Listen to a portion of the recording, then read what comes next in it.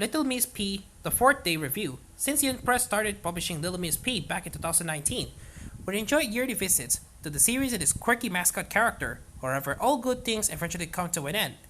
And that's true. As well as the series reaches its conclusion in its fourth volume. Does it prove a satisfying send-off? Let's find out. As usual, this volume is a collection of short stories, all revolving around Little Miss P or some other element of the reproductive cycle. There are 7 chapters in total this time around, and we open with a story set in the far future where college senior Rina Araki is writing a thesis on the history of periods and wondering why they become such a taboo subject.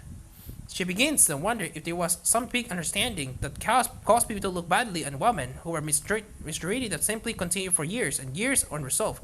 Together with her friend Nad, they build a time machine to go back to an ancient period to see if they can get to the bottom of it.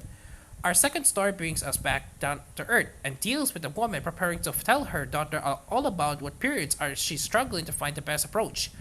Does she tell her daughter in-depth truth about what her body is going wrong and why are that is a special thing only women experience to make her feel more accepting of it? Or she could just tell her that they're a plague upon womankind and a total pain in the butt. Whatever happens, she doesn't want to repeat the mistakes her mother made, which left her feeling like this monthly event was something dirty and to be ashamed of. The following chapters swap between fantastical and realistic stories as the book goes on. We find a scientist building a giant robot stuck between pursuing her dreams and knowing the time for her to be able to carry children is slowly taking away. Then there are the 3 teenagers at the Lie Down Club who spend their days laying down together and chatting about whatever comes to mind. When Little Miss P visits, they all support each other while wishing to stay there together the whole time rather than having to stand up and continue their life while struggling through their monthly woes. Perhaps finally, the series ends with a story about 4 women taking a trip together to celebrate reaching menopause.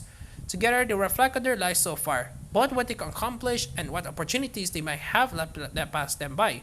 Ultimately, the trip acts as a celebration and well wishes that the 4 wish people around them could offer them.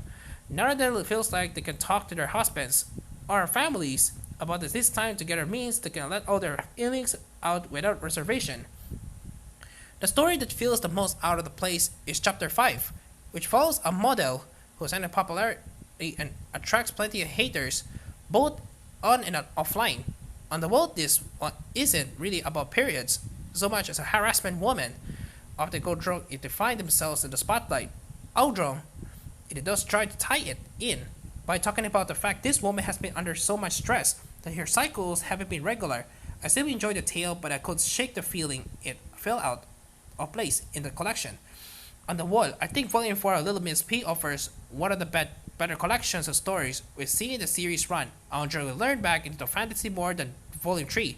I think author Ken Koyama manages to straddle the line between fantastical and relatable very well.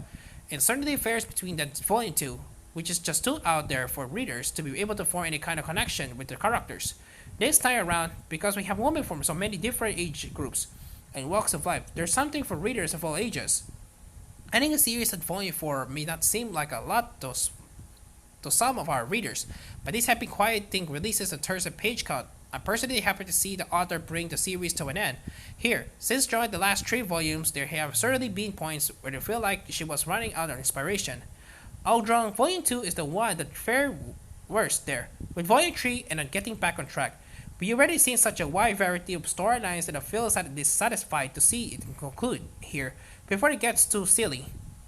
As previously mentioned, Little Miss P the 4th Day comes to the West thanks to Yen Press has been translated by Taylor Engel. The translation reads well with no issues when there are 2 pages of the informative translation notes at the back of the book, further explaining some of the terminology and history that comes up here.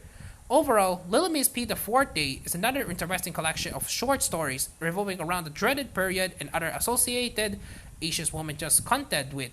If you've been following the series so far, you know what to expect. You will enjoy this send-off for this strange but often fascinating manga. 9 over 10.